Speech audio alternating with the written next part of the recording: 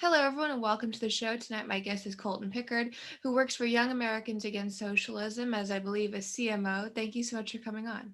Yeah, thanks for having me. So, I wanted to talk to you because obviously, with the last election, we know that there are still many, many young people who are voting for the left, who are very enamored by what's going on. And as somebody who is working for Young Americans Against Socialism, you must worry about that too. So, first off, what is Young Americans Against Socialism? Yeah, so we're a nonprofit 501c3, and our main goal is to reach out to young people and make them aware of the dangers of socialism and make them aware of the world history and the history around socialism and why it actually isn't the utopia that many on the left claim it to be. Yeah, and I wanted to discuss that because we have a lot of people who do outreach. We have a lot of people who try to register people to vote, but defeating the notion of what socialism is really important because that's kind of the linchpin on all of this. So just to start off, how did you get involved in that, and why do you see it as a priority? Yeah, so I just reached out and I started as a contributing writer on their blog, and then I ended up moving over and I help with other internet content. And it's just extremely important because it's pretty clear that that's where the left is moving into socialism. And you can even see that with most recently big tech and what's kind of going on with censorship and all that. And even in like previous socialist regimes, it's been the government censoring. But even with big tech and these big corporations censoring, it's not really much different because regardless, and I mean, even if you could say that the big tech is on the side of many on the left, so the censorship would go hand in hand with big tech and or not big tech and government, and they would work together. But yeah, I think it's an extremely important issue because that's just where the left is trending towards, and I think that's going to be our next big fight, the fight against socialism. And for Young Americans Against Socialism, what are the different ways you're trying to debunk what socialism is? What type of media apparatuses or strategies are you using? Yeah, so studies have shown that peer-to-peer interviews or conversations and stuff are the most effective ways to get across our message. So we're working with people who have fled Venezuela, Cuba, uh, other socialist nations, and interviewing them and having them discuss what their personal experiences are. And we're getting across that message because that is the most effective way to come across to young people, not having, although it's more fun to interview the Charlie Kirks, the Candace Owens, and all the big names to say, like, yeah, we've interviewed these people, but the most effective way is to get these people that have fled socialism and have them share their story. And I've seen some of those videos, particularly the ones with people from Venezuela. We've had on someone from the show who's actually fled Venezuela as well, or her family did. And her story was so compelling. Is it that you use it in small clips? Do you write articles about it? And what has been the feedback you've gotten from young people after seeing that type of content? Yeah, so we put together a full interview video, and then we have that available. We put that on our platforms, and then we have other snippets and clips that we can use. And we also use part of their story to do research for articles and other stuff. And so our main goal is to have articles available for people to go to the website and read, social media content, whether that's long form videos or even short clips. Obviously, our generation is the attention span is very small, so we can't have like 10 and 15-minute videos because it's hard for them to pay attention for that long. So we also focus on now the new reels coming out with Right. Instagram, trying to get our message across in that 30 seconds or less. Right. And one of the questions I've had is there are a lot of young people who just don't care about this and who are very non-political. And I think a lot of times on the right thinks that they are the least of their worries because they're not active, because they're not going out and pushing for certain candidates. But in my experience, I would find them to be in the more high priority group because we want to talk to them. So how is Young Americans Against Socialism going and talking to those people who are not necessarily at a protest or a march, but are people we need to be connecting with for the future? Yeah, so our goal is to reach the people that are in the middle of the aisle or people that don't associate as Republican or Democrat or even political as left or right. Mm-hmm. Our goal is to reach them and make sure they understand the dangers of socialism before we go and we reach out to the people that are already on the left or the people that are already on the right that know the people on the right that know how bad socialism is, or reach out to the Democrat Socialists of America, or people that are part of that, that understand what our messaging is and try to change their minds. Our goal is to reach the middle people and the Mhm. people that might not understand what socialism is, so we can make sure that they're aware of the dangers of socialism and what that could cause here in America. And why do you think there's such a learning gap with what socialism actually is? Because people will say, oh, well, it's just healthcare or it's just one policy when it is an entire system of economics. Why do you think that that learning gap exists? Mostly because it's extremely new for a lot of people. I think a lot of people, especially in the mainstream media or a lot of the pundits, have pushed off socialism, even all the way up to before like 2010 or 2012, and said socialism's not coming to America. It's not an ideology that we need to worry about. That if we're going to worry about it, it's going to come way down the road. So they've kind of pushed it to the side, and they've done these small incremental things. And even this is Mhm. on the left and the right, and they haven't focused on socialism. Nobody's talked about socialism all the way up until really Bernie Sanders gained his prominence. You saw Right. socialism take a big jump in popularity in 2016, 2015, and AOC getting elected into office has definitely pushed that socialist message. So I think it's so new for a lot of people that most people haven't really done the research on it or understand some of these other socialist countries like Cuba, Venezuela, even Soviet Russia, uh, North Korea, and like what the impact has on when you go from a capitalist nation to a socialist nation. And one of the lies that has been pushed is that socialism here would be just what it is in smaller countries, in countries like Norway or Sweden, where they have much more social services and they have a more abundance of social help, but they're also much smaller than us and they have it ingrained into their society. So does Young Americans Against Socialism work to sort of debunk that myth as well? Because that is something that the left talks about so much.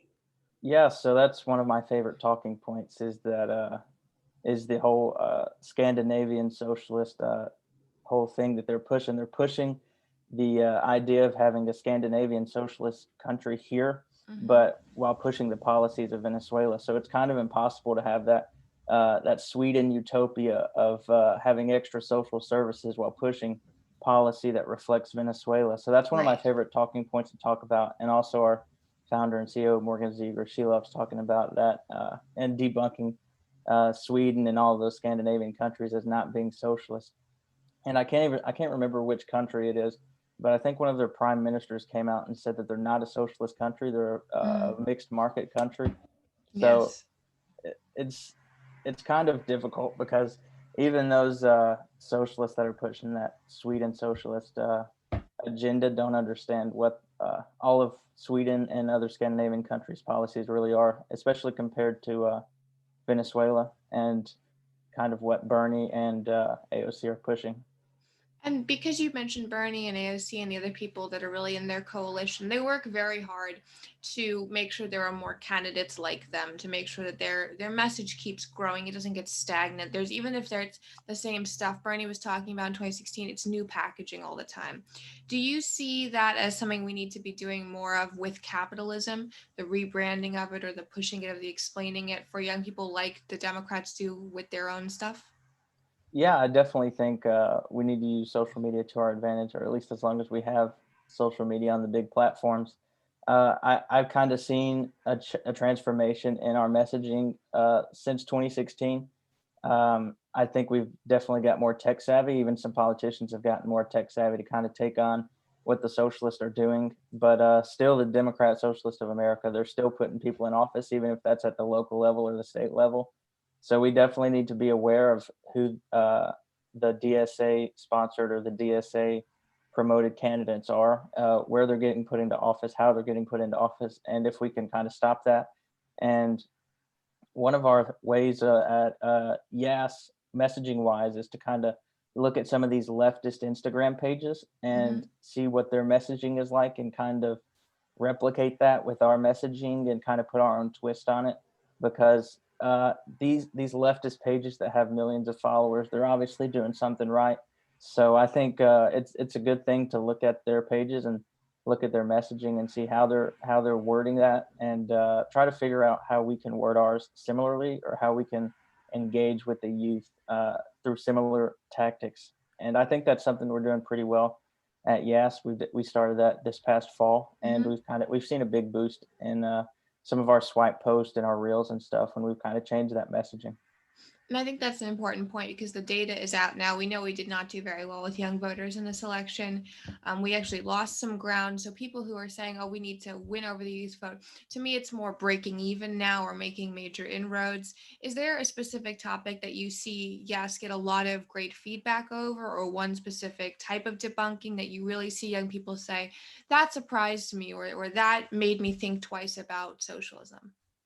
Yeah, really any fact about socialism that nobody talks about, nobody in the mainstream media or no major politician, really anything that you might have to find when you do your own research is kind of surprising. And I think a lot of people enjoy some of that stuff, especially like I told you, the Scandinavian countries Hmm. not being socialist. Obviously, those are being pushed as socialist countries. They're not socialist. All they do have some more social programs than we do, but I think that's kind of surprising for a lot of young people. Some statistics and what's happened in Venezuela can be surprising. One thing that I found surprising while doing some research is Chile was socialist in the late 1900s, and then they fled socialism, came to capitalism, and now they're one of the most prosperous countries in South Right. America. Yeah. So I that kind of surprised me, and I definitely think if we focus on some of those countries that have done that and used capitalism instead of socialism to rise to economic prosperity, then that would definitely help with some of our messaging and getting in contact with some younger voters. And I know that there's a big international component to what you do because you have people who have fled from persecution and socialism from different countries and different areas of the world. So, do you have that international cooperation that I know so many young leftist groups have, where you have people on the left who are working together to promote ideas sort of globally? Does that happen, do you think, on the right? And does it happen with your organization? I don't think it happens as much. I think globally, there are a lot of countries or a lot of people in other countries that are like working with these coalitions with leftist groups in the United States to push more of this socialism messaging. So I don't even think that a lot of right-leaning groups are reaching out to people outside of the United States, maybe Canada Hmm. and maybe England, uh, some of our friendly nations that we're kind of working with, and that's even in like similar parties. So the Conservative Party in Britain, we might work with some, but yeah, I definitely think that's something that we could be lacking in, and I think we're not taking advantage of our spot in the United Nations because of that. If you want to get policy wise, Hmm. and I definitely think that's an issue that could rise up because money comes from other places outside of your district or your state. Right. So yeah, I definitely think that could be an issue. And I think we're working with Yes on kind of getting that global aspect. It's Hmm. kind of difficult right now. But like even if we're having these people come in that are willing to share their stories that have fled socialism, and these stories are on public domain, accessible in these other countries. So I'm hoping that they're seen in other countries. Uh, but I definitely would love to kind of gain access to or work with other groups in other countries that are trying to stop this spread of socialism, because I think that would definitely be a big proponent for us in the future. And I think that's an important point because we know that anti-socialism messaging really worked in Florida. We know that Mhm. it really made major inroads with Cuban Americans there, with people who had fled Venezuela. It is something that is really proven. A lot of times on the right, we're not really sure where to go strategy-wise, but that is a proven fact. Why do you think it was so successful in Florida? Was the messaging that it was based in economics and not really the social stuff, or was it that just the conversation was being had about socialism and it hadn't previously? Yeah, I think. I mean, obviously, there are a lot of Cubans, especially in South Florida, Hmm. and they understand what has happened to Cuba. And although, like, you can talk to them, they'll say they love Cuba. They have their Cuban flags. They're very patriotic about their country, but socialism has ruined their country to the point where they've had to leave Cuba and come to Florida. And I think we really capitalized really well on that messaging when Hmm. it comes to Florida. And I think that's why we won Florida. And it's going to be very important to win Florida in the future with that same messaging. Yeah, it is. And just sort of in closing, one of the things that I thought was interesting about Young Americans Against Socialism is that you're working really not just to debunk what socialism is, but to explain what capitalism is. And I wanted to know, has there been one argument for what capitalism or one strategy for explaining it that you found to be very successful for young people and helping them understand why capitalism is not some great evil entity like it's pushed to be? Yeah, so especially on campus when I'm having conversations with other students, my main messaging goal is capitalism is keeping the government out of your life and out of your pocket, limiting government power, giving the power to small businesses, to our communities, to the people, rather than handing power to the government. Mhm. Because the government might say they have your best interest in mind, but they don't know who you are. They don't care who you are. And we can place our money better than they can. So Right. we can donate to these nonprofits. We can put our money in small businesses. We know how to allocate our money. We know where it goes in the community much, much better than they do. Yeah, and I think that's an important point because young people like to be in control of their own lives. It's not that, and being that sort of mindset and also being within socialism doesn't really work. So I think it's important to talk about. Thank you so much for coming on. Where can people I have follow one you on minute. social media? Okay. I'm sorry. What was that? No problem. Where can people follow you on social media and follow Yas to stay involved? Yeah. So you can follow me on Instagram. It's Colton Pickard at 1776. And that's the same handle for Parlor. I'll be probably moving over there a little bit more. And yeah, so that's where you can follow me on social media. Perfect. Thank you so much for coming on. Yeah. Thanks for having me.